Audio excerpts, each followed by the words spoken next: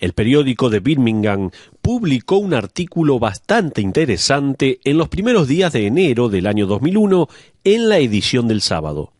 El título del mismo era «Trabajador muerto en su escritorio por 5 días».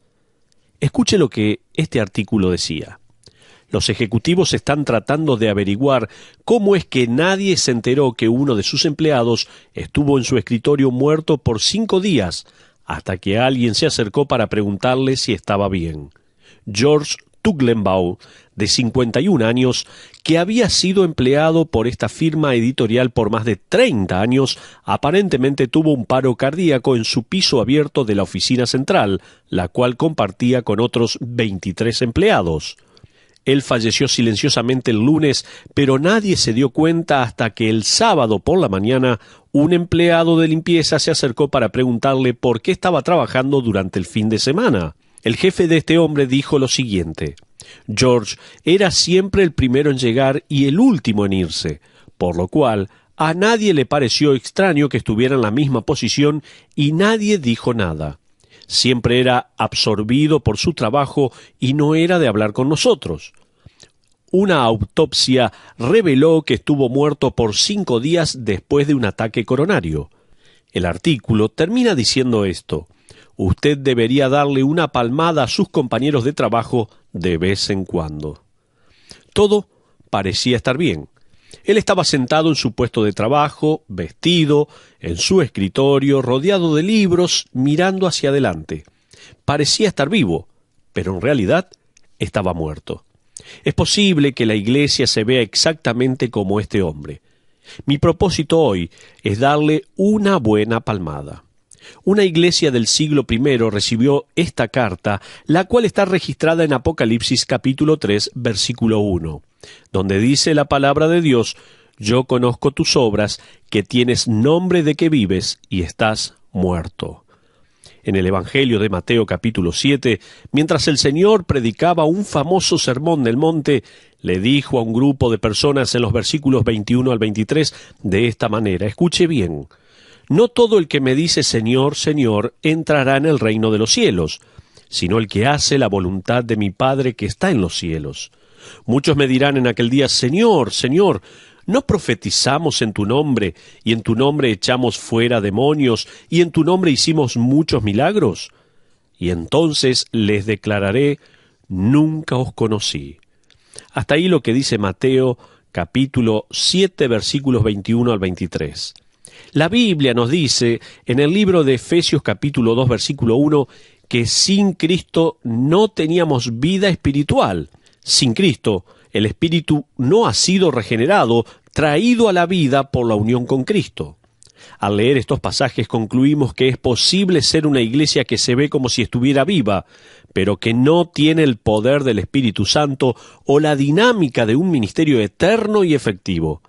También es posible ser una persona que dice ser creyente y que hasta sirve en el nombre de Cristo, haciendo todo tipo de milagros, y no tener el poder de Cristo resonando en su corazón, estando así engañado, sin regenerar y eternamente perdido. Nunca en la historia de la humanidad el mundo ha sido tan influenciado con la religión. Prácticamente todo el mundo tiene una religión, todos reclaman algún Dios propio. En nuestro país, el cristianismo aparentemente ha progresado de una manera increíble. Televisión cristiana, radio cristiana, industria discográfica, casas de publicaciones y editoriales, instituciones educacionales, mega iglesias y hasta aún bestsellers tenemos. Todo parece indicar que el cristianismo está muy fuerte. Aún así, George Gallup escribió de manera muy realista las siguientes palabras. Escuche bien.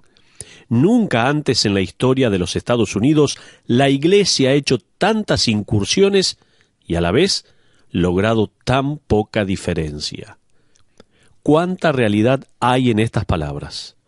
¿Cómo puede ser que la Iglesia tenga las mismas estadísticas de divorcio, aborto, sexo prematrimonial y todo tipo de obsesiones que los incrédulos? ¿Cómo puede ser que la Iglesia, por los siglos, le ha dicho al mundo con claridad que se arrepienta, Pero en nuestra generación, la Iglesia necesita arrepentirse al igual que el mundo. Esto sucede de a poco, pero seguro, cuando la relación espiritual con Cristo se relega a un costado y la religión toma el primer plano. Ahora, existe algo llamado buena religión. La religión que es una realidad espiritual, la que está centrada en Cristo, que alza en alto la cruz de Cristo y advierte de pecado y de juicio. Santiago escribió en cuanto a la religión pura y sin mancha, la de ayudar a las viudas y a los huérfanos. Estos eran individuos en la época de Santiago que no tenían dinero para pagar por lo que recibían y no podían hacer nada a cambio de lo que recibían. Si la religión pura está relacionada con actos de amor, la religión impura está relacionada con actos de liturgia y ceremonias. La religión falsa sirve a aquellos que pueden pagar por los servicios. Si la religión pura hace una diferencia interna en el corazón de las personas, entonces la religión falsa solo se interesa en lo externo, en cuanto a la reputación de esa persona. La religión falsa puede ser una mega iglesia o un bestseller, mientras que la verdadera religión bien puede ser una iglesia de pueblo y libros polvorientos. La religión falsa siempre ha sido el enemigo del Evangelio. Hoy, alrededor del mundo, los obstáculos al Evangelio no son ataques demoníacos o trabas políticas. El enemigo del Evangelio es la religión organizada hoy en día. El problema de la religión no es nada nuevo para nosotros. Por favor, vaya conmigo, abra su Biblia en el Evangelio de Lucas capítulo 11. Mire allí los versículos 37 al 46 que voy a leer en este momento. Dice Lucas capítulo 11 versículo 37. Luego que hubo hablado, le rogó un fariseo que comiese con él, y entrando Jesús en la casa se sentó a la mesa. El fariseo, cuando lo vio, se extrañó de que no se hubiese lavado antes de comer. Pero el Señor le dijo: Ahora bien, vosotros los fariseos limpiáis lo de afuera del vaso y del plato, pero por dentro estáis llenos de rapacidad y de maldad. Necios, el que hizo lo de fuera, ¿no hizo también lo de adentro? Pero dad limosna de lo que tenéis, y entonces todo será limpio. Mas ay de vosotros, fariseos, que diezmáis la menta y la ruda y toda hortaliza, y pasáis por alto la justicia y el amor de Dios. Esto os era necesario hacer sin dejar aquello. Ay de vosotros, fariseos, que amáis las primeras sillas en las sinagogas y las salutaciones en las plazas. Ay de vosotros, escribas y fariseos hipócritas, que sois como sepulcros que no se ven, y los hombres que andan encima no lo saben. Respondiendo uno de los intérpretes de la ley le dijo: Maestro, cuando dices esto, también nos afrentas a nosotros.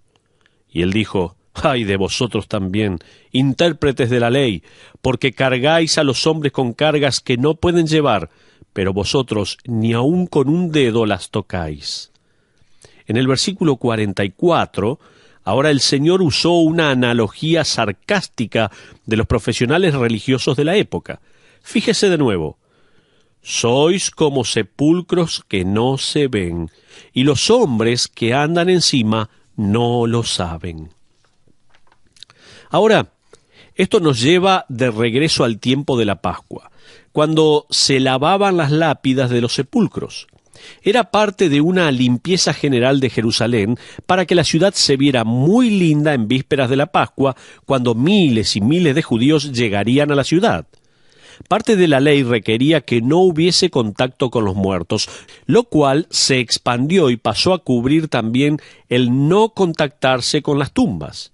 Sin embargo, el problema residía en que a veces algunas tumbas no estaban bien marcadas y la gente no las veía bien. Si una persona caminaba sobre una tumba, quedaba ceremonialmente impura. Con tanta gente viniendo a Jerusalén, parte de la costumbre era, antes de la Pascua, limpiar y blanquear las tumbas para que se vean bien. Para librarse de accidentes y que algún israelita se contaminara, pintaban las lápidas de blanco. De esa manera, nadie caminaría sobre una tumba sin saberlo. En Mateo capítulo 23, el Señor le dijo más específicamente a los religiosos de esos días, en los versículos 27 al 28 y el versículo 33, de esta manera. Si me quiere acompañar, por favor, Mateo 23, 27, dice: «Ay de vosotros, escribas y fariseos hipócritas, porque sois semejantes a sepulcros blanqueados, que por fuera, la verdad, se muestran hermosos, mas por dentro están llenos de huesos de muertos y de toda inmundicia. Así también vosotros por fuera, a la verdad, os mostráis justos a los hombres, pero por dentro estáis llenos de hipocresía e iniquidad. Serpientes, generación de víboras, ¿cómo escaparéis de la condenación del infierno?». Hasta ahí la porción de la palabra de Dios que leemos en este momento. Entonces, Jesús les dice: «Ustedes, fariseos, son como sepulcros blanqueados. Atraen la atención a ustedes mismos. Se los ve bien y limpios, pero no representan la vida, representan el desgaste, o sea, la muerte. Y las personas que los admiran y los siguen no se dan cuenta que al estar bajo vuestra influencia, al estar codo a codo con ustedes, están tocando muerte y se están contaminando». Amigos, el sistema de la religión sigue siendo en la actualidad el camino más efectivo y popular en el camino al infierno, créalo o no. A donde encuentre religión organizada, sea donde fuere en el mundo, olfateará el olor de la muerte. La religión siempre estuvo y siempre estará en el negocio del blanqueo. No cambia nada por dentro, solo se enfoca en lo exterior. ¿Escuchó bien? La religión siempre estuvo y siempre estará en el negocio del blanqueo. No cambia nada por dentro, solo se enfoca en lo exterior. Recuerdo cuando visité la Catedral de San Esteban en Viena, Austria, unos años atrás. Se trata de una catedral maravillosa que está en pie desde la Edad Media. Yo estaba con mi esposa visitando a una pareja de la iglesia que se fueron de misioneros a Ucrania. Ese día estábamos de paseo y entramos a la catedral para disfrutar su inmensidad y esplendor. Vimos un pequeño letrero de un tour que se ofrecía y comenzaba en el subsuelo. No queríamos quedarnos con la intriga, así que nos quedamos esperando allí para hacer el tour. Cuando éste comenzó, me sorprendí al darme cuenta que estábamos viendo cosas de la época de Martín Lutero, aquel monje que intentó reformar la Iglesia Católica. En una sala se encontraban los ataúdes de los ex arzobispos de Austria. La fecha de su nacimiento y muerte estaban grabada en esos viejos ataúdes. Vimos el ataúd de un arzobispo que vivió en el año 1550 y nos preguntábamos qué habrá dicho este hombre de su contemporáneo Martín Lutero. Luego seguimos bajando por el subsuelo de la catedral a unos pequeños cuartos de piedra que apenas estaban iluminados. Estas habitaciones, que parecían pequeñas cavernas, estaban llenas de huesos humanos. Yo no podía creer que estábamos viendo esto. El guía nos dijo: muchos de estos huesos fueron pulidos y apilados por enemigos de la Iglesia. La mayoría de estos restos son de los muertos por la epidemia negra. Yo me pregunté cuántos cristianos habían pasado sus últimos años limpiando y apilando huesos. Cuando terminó el tour, me quedé atrás y esperé al guía, que era un estudiante universitario de Viena. Entonces le pregunté: ¿por qué la Iglesia permite que la gente vea que el fundamento de esta iglesia y su sótano son literalmente un cementerio? Él dijo con un tono un poco casual: la catedral necesita una puesta en valor, así que lo que con los fondos de las visitas guiadas vamos a conseguir, vamos a restaurar la apariencia de la catedral. Yo pensé, qué irónico. Esta iglesia medieval fue construida y aún se mantiene, por decirlo así, sobre los huesos de muertos. Ese es el camino de la religión. La religión tiene esa costumbre de construir monumentos para esconder su miseria. Su negocio es el de blanquear tumbas, hacer que se vean mejor y sentirse bien con sí mismos. No va a decir nada en cuanto al pecado y la depravación. Solo darle un par de manos de pintura dominical y listo, ahí está. Es todo. No se va a hablar de sintonías de la vida espiritual, tales como el hambre y la sed de justicia, o del arrepentimiento y el compromiso con la pureza moral. No voy a decir nada de las demandas del discipulado y la reforma de vida, del hablar del corazón y de los deseos, absolutamente nada. Solo quiero escuchar un himno, un versículo y una bendición y nada más. Un poquito de pintura y listo, ¿se da cuenta? Esa es la reacción de la iglesia en la actualidad. Los expertos en crecimiento de iglesias están en gran demanda y pasan a ser consejeros en cuanto a cómo invertir en marketing, cómo hacer que las cosas sean más entretenidas, cómo no ofender al incrédulo y cómo hacer que una iglesia sea atractiva a aquellas personas que no conocen al Señor. Un autor escribió lo siguiente, escuche. En la actualidad, declarar explícitamente la verdad de la palabra de Dios es algo que se lo tiene como ofensivo, como sofisticado y poco efectivo. Ahora, se nos dice que podemos obtener mejores resultados si primero entretenemos a las personas y les damos pautas para el éxito y psicología popular. Una vez que se sienten cómodos, van a estar listos para recibir verdades bíblicas diluidas y en pequeñas dosis. Esto es lo que dice un autor. El pastor también de una reconocida mega iglesia hizo una declaración que reveló cómo ha sido engañado con las nuevas filosofías al decir lo siguiente, escuche. Voy a gastar menos tiempo con sermones largos y aprovechar más tiempo preparando predicaciones más cortas. He descubierto que la gente hasta perdona la mala teología con tal de salir antes del mediodía. ¡Oh! ¿A qué punto hemos llegado? Amigos, hay muchísimas iglesias con denominaciones conocidas que parecen estrecharse hacia el cielo, pero en realidad están encubriendo una doctrina que está guiando a muchos al infierno. Puede ser que estas iglesias estén repletas, pero la muerte y la decepción son sus características principales. Estoy indignado con el enemigo del Evangelio, y el enemigo de la verdad del Evangelio no es el mundo, sino la religión.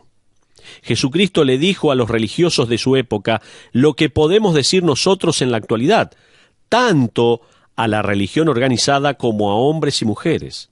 Él les dijo, ustedes dirán que tienen una religión, pueden parecer vivos espiritualmente, pueden que hagan obras dignas de religiosos, pero se justifican a sí mismos, se satisfacen a sí mismos y se engañan a sí mismos, están siguiendo el camino que lleva al infierno. Serán religiosos, pero no han sido redimidos. Bueno, eso es suficiente para la introducción del programa de hoy. He dicho todo esto para darle una idea de lo que sería la audiencia a la cual Pablo va a hablar ahora. En su carta a los creyentes en Roma, Italia, este lugar que hasta el día de hoy representa para miles de millones de personas la verdadera religión con todas sus creencias y rituales. Pablo los va a estremecer y enfadar y seguramente revelarles la gracia de Jehová, intentar convertirlos al camino, la verdad y la vida que solo se encuentran en la obra de Jesucristo. Unos 10 u 11 siglos atrás, la Iglesia hizo las divisiones de capítulos y versículos en la Biblia. Muchas veces las divisiones le dan en el clavo, pero en otras oportunidades no. Creo que Romanos capítulo 2, versículo 17 es el lugar propicio para comenzar un nuevo capítulo. Lo digo porque aquí Pablo se apresta a dar un tercer discurso. Usted recordará que en Romanos capítulo 1, Pablo se dirige al hombre inmoral. En el capítulo 2 le habla al hombre moral y ahora cambia y se pone a hablarle al hombre religioso. Desde el versículo 17 del capítulo 2 hasta la primera parte del capítulo 3, Pablo condena al hombre religioso ya que él mismo está tan perdido y en peligro del juicio de Dios como el incrédulo inmoral del capítulo 1 y el incrédulo bueno y moral del capítulo 2. Pablo ahora comienza a dirigirse al judío, que era el ejemplo supremo de la seguridad religiosa. Si había alguien que tenía toda la razón del mundo para sentirse seguro en cuanto a su posición ante Dios, se trataba del judío fiel. ¿No?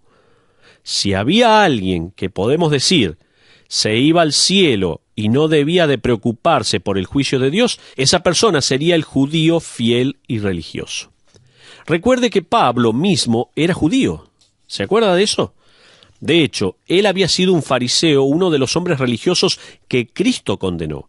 Pablo sabía cómo pesaban, sabía dónde ponían su confianza, y él comienza, bajo la inspiración del Espíritu Santo, a remover sus defensas. Veamos 6 razones por las cuales los judíos fieles se sentían eternamente seguros ante Dios. Tome nota, como siempre le digo, es muy importante que anotemos estas verdades tan importantes. Había 6 razones por las cuales los judíos religiosos y fieles se sentían seguros ante Dios.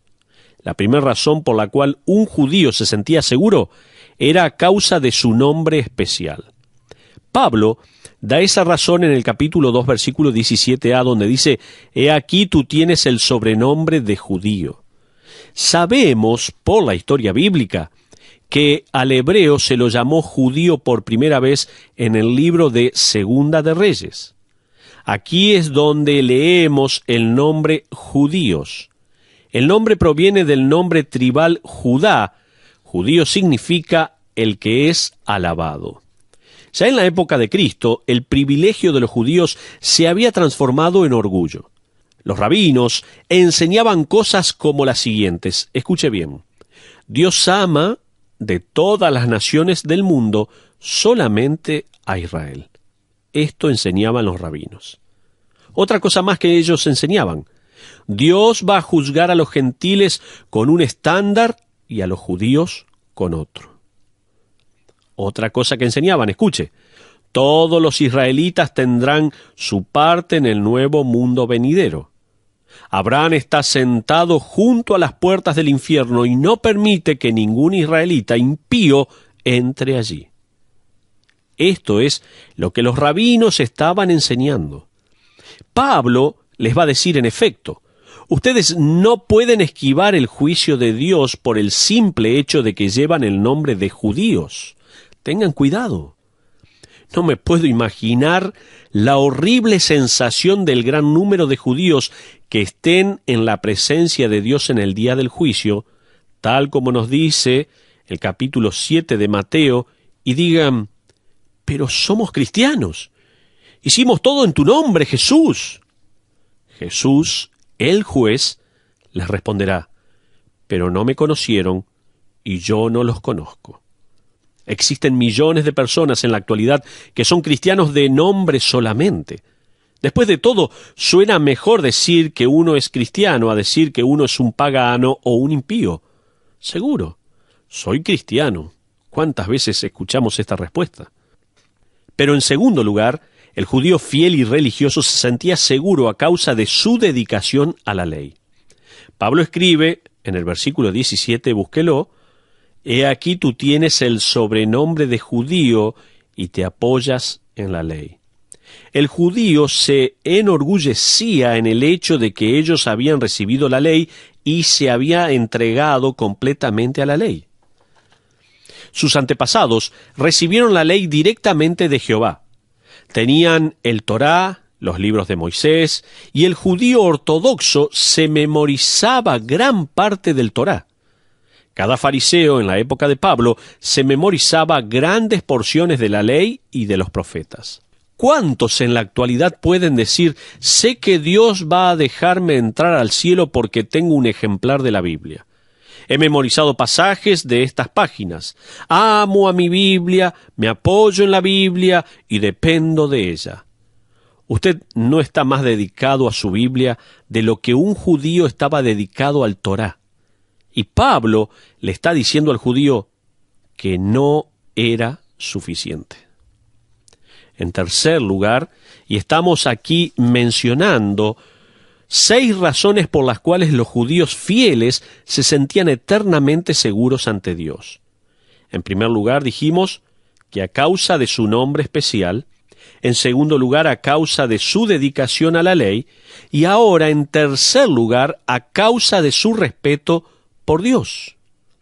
El judío fiel y religioso no solo se sentía seguro a causa de su nombre especial y de su dedicación a la ley, sino que también se enorgullecía por su respeto a Dios. Pablo escribe en la última parte del versículo 17, y te glorías en Dios.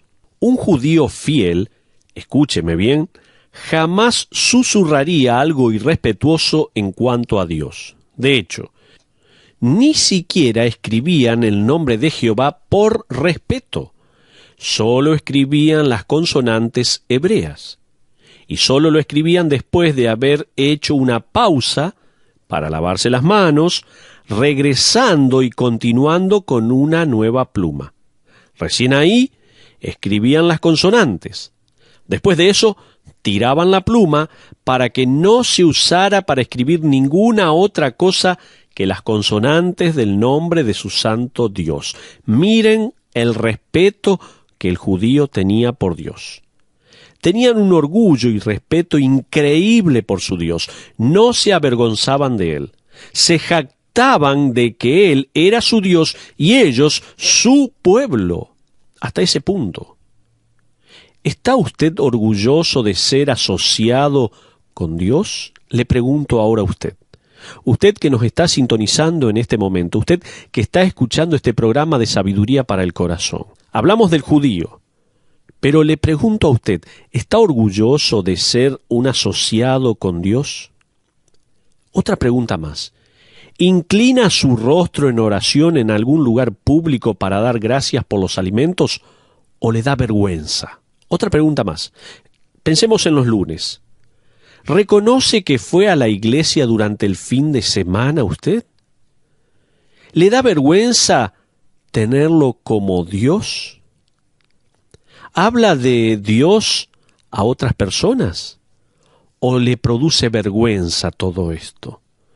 El judío era orgulloso y tenía un gran respeto por la persona de Dios. Como decimos, no escribían sus letras vocales por respeto a ese Dios. Y nosotros, ¿cómo hemos cambiado todo esto? Aún estamos con temor, con vergüenza. Si la respuesta es no a todas estas preguntas que le hice anteriormente, ¿piensa que va a ir al cielo como estos judíos, que lo hacían llenos de orgullo y tampoco lograrían entrar? ¿Cómo va a poder ir usted al cielo? ¿Se hizo esa pregunta alguna vez? ¿Cómo va a poder ir usted al cielo? Cuando yo era muy joven, estaba pensando y tenía mucho temor a la muerte. Y estaba pensando y decía, ¿qué me va a pasar si mi papá o mi mamá fallecen? ¿Qué va a ser de mi vida? Tenía temor a la muerte. Pero hoy, sabiendo la verdad de Dios y teniendo la plena seguridad de que si muero voy al cielo, ya ese temor no está. Pero tal vez usted tiene ese mismo temor. Tal vez usted está pensando en que si muere en este momento, no va a entrar al cielo. ¿Se puso a preguntarse esto? ¿Se hizo alguna vez esta pregunta? ¿Cómo va a poder ir usted al cielo? ¿No tiene respuesta? ¿Sabe una cosa? Jesucristo murió por usted y Él le está esperando. Dios tiene un regalo para usted que es la salvación en la persona maravillosa de Jesucristo y solamente tiene que recibirlo por fe. Estos judíos estaban confiando plenamente en que Dios no los iba a juzgar. ¿Por qué?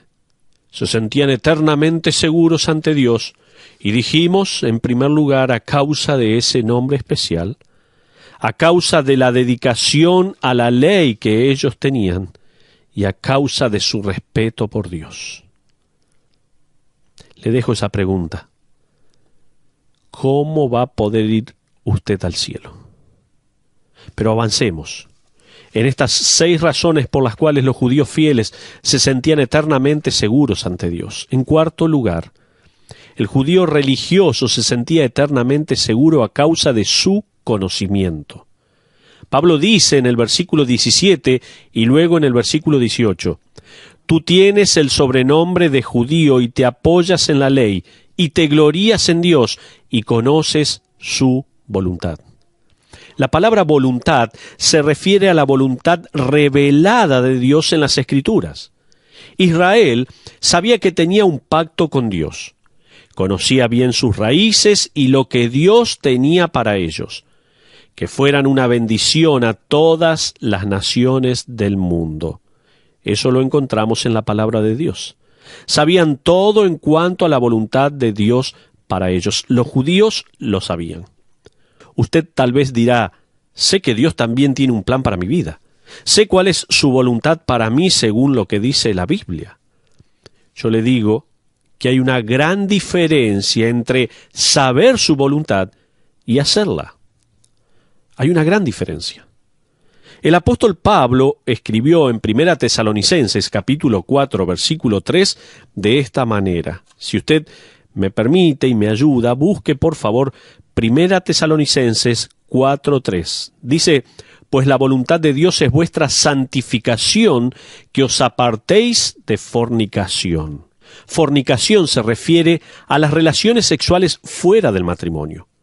Hay gente en la iglesia que dice ser creyente, pero viven al mismo nivel de fornicación y adulterio que la gente del mundo. En muchos casos, el divorcio ha pasado a ser una justificación para el adulterio, mientras, al mismo tiempo, estas personas dicen, estamos seguros que vamos al cielo. ¿Escuchó? Quiero repetir este concepto una vez más. En muchos casos, en medio de la iglesia, el divorcio ha pasado a ser una justificación para el adulterio, mientras al mismo tiempo estas personas dicen estamos seguros que vamos al cielo. Tengamos cuidado, Cuidado con lo que hacemos. Cuidado con lo que dice la palabra de Dios que debe ser nuestro comportamiento. No nos dejemos llevar por cualquier viento de doctrina que hoy en día está soplando. Pablo escribió en la epístola a los Efesios, capítulo 5, versículo 3, «Pero fornicación y toda inmundicia o avaricia ni aun se nombre entre vosotros». ¿Alguno de ustedes es propenso a la avaricia? Él escribe en el capítulo 5, versículo 4, «Ni palabras deshonestas, ni necedades, ni truhanerías que no convienen, sino antes bien acciones de gracias». ¿Alguno está desobedeciendo la voluntad de Dios al no ser agradecido o quejándose? Algunos estamos haciendo esto. Estos son solo algunos pasajes que nos dicen claramente cuál es la voluntad de Dios. Ahora, permítame preguntarle lo siguiente. ¿El conocer la voluntad de Dios le da un sentido de seguridad o de temor? ¿Sabe qué? Debería darle temor. ¿Por qué? Porque cuando uno sabe acerca de la voluntad de Dios, más se da cuenta que la desobedece. Cuanto más conocemos a Dios, más nos damos cuenta que estamos desobedeciendo esa palabra de Dios. Cuando uno aprende acerca del estándar santo de Dios para su vida, y más se da cuenta de cuán impío es y cuánto castigo de Dios nos merecemos. ¿Se da cuenta cuán necio es decir, estoy seguro porque sé cuál es el estándar que Dios tiene para mi vida? ¿Se da cuenta de eso? Cuanto más uno reconoce su estándar para una vida santa, más se da cuenta de lo impío que es. Eso es lo que la revelación de la ley produce en uno. La revelación de su estándar para vivir solo puede condenarle. La ley no puede redimirlo, solo puede revelar cuán transgresor uno es. El judío religioso se sentía seguro por su nombre, su dedicación a la ley, su orgullo y su respeto para con Dios y su conocimiento de la voluntad de Dios. Pero ahora, en quinto lugar, el judío religioso se sentía seguro por su perspicacia. El versículo 18 nos dice, «E instruido por la ley apruebas lo mejor». La palabra para apruebas, allí es la palabra griega dokimazo, que significa examinar o probar después de haber probado o examinado. Los judíos se enorgullecían de probarlo todo. Ellos examinaban la filosofía y la manera de pensar y determinaban qué cosas eran verdaderamente esenciales para la vida, qué era lo mejor. Ellos lo determinaban. Eran excelentes pensadores. Gastaron generaciones debatiendo y desglosando la ley. Tenían comentarios y más comentarios, maestros y eruditos, reglas tras reglas que ellos pensaban que eran esenciales para agradar a Dios. Pero les faltaba lo esencial.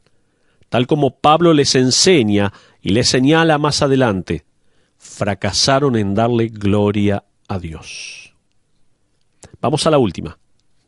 6 razones por las cuales aquellos judíos fieles estaban y se sentían eternamente seguros ante Dios. ¿Las repasamos? ¿Cómo no? Se las menciono una vez más. En el número 1 dijimos, era a causa de su nombre especial. En el número 2, era a causa de su dedicación a la ley. Causa número 3, su respeto por Dios. Causa número 4, su conocimiento especial de Dios. Causa número 5, su perspicacia. Y la última causa que los judíos religiosos tenían, que les daba ese falso sentido de seguridad, era su educación bíblica.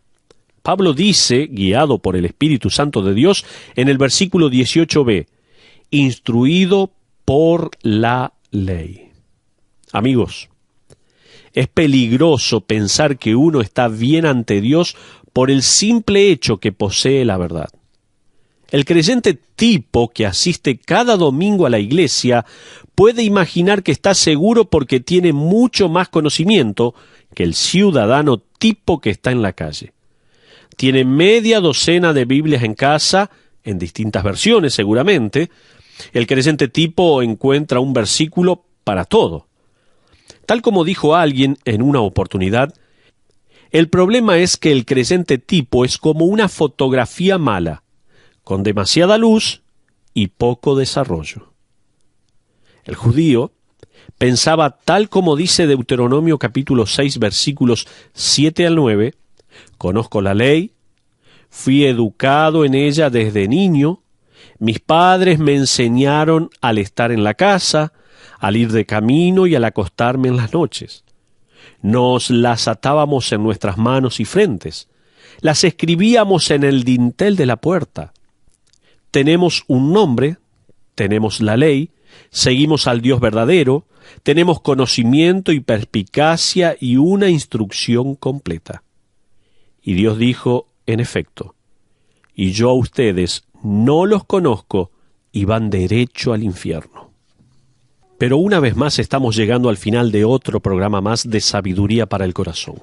Permítame darle 3 declaraciones breves de advertencia y aplicación. Es muy posible que los ejercicios religiosos toquen la mente y las emociones del hombre sin cambiar el corazón de él mismo. En primer lugar, tome nota por favor si quiere. Es posible que los ejercicios religiosos toquen la mente y las emociones del hombre sin cambiar el corazón del mismo. En segundo lugar, es posible que una persona sea conmovida emocionalmente por la religión, sin haber sido despertada espiritualmente por el Redentor. Y por último, es posible también ser religioso y no haber sido redimido. Tengamos cuidado. Esto se ve expresado en una carta dirigida a un periódico de Melbourne, Australia.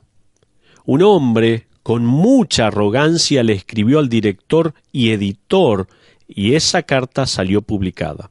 Decía lo siguiente: Después de escuchar a un evangelista predicar por la radio, verlo en la televisión y leído cartas y reportes en cuanto a su misión, estoy hastiado del tipo de religión que insiste que mi alma y la de los demás necesita ser salva. Yo jamás me sentí que estaba perdido, ni tampoco me siento como que me revuelco en el pecado, si bien estas predicaciones insisten en que sí lo hago. Denme una religión práctica que enseñe la tolerancia y la amabilidad, que no tenga barreras doctrinales, que enseñe de la bondad y no del pecado. Ahora, fíjese en las últimas líneas de esta carta. Termina este relato diciendo: si para poder salvar mi alma tengo que aceptar la religión que acabo de escuchar, prefiero permanecer perdido para siempre. ¿Sabe una cosa? Puede ser que el deseo de este hombre se haga realidad. ¿Qué es lo que usted quiere, mi amigo? ¿Qué tipo de religión lo hace sentir cómodo? ¿Comprende ahora por qué prefiere una mano más de pintura sobre su corazón en vez de admitir su pecado y culpa? Dígale al Señor, por favor, le pido: quiero librarme de toda la pintura de la religión. Dígale así. Dígale al Señor, Él lo está escuchando en este momento. Quiero librarme de toda la pintura de la religión, del ir a la iglesia y cumplir que me estuve poniendo todos estos años.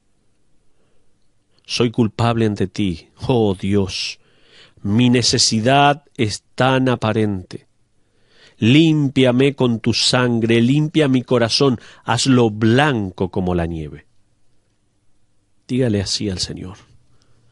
Tal vez hoy usted esté dispuesto a enfrentar la verdad incómoda que acaba de escuchar, que usted y los judíos a los que Pablo les escribe tienen mucho en común.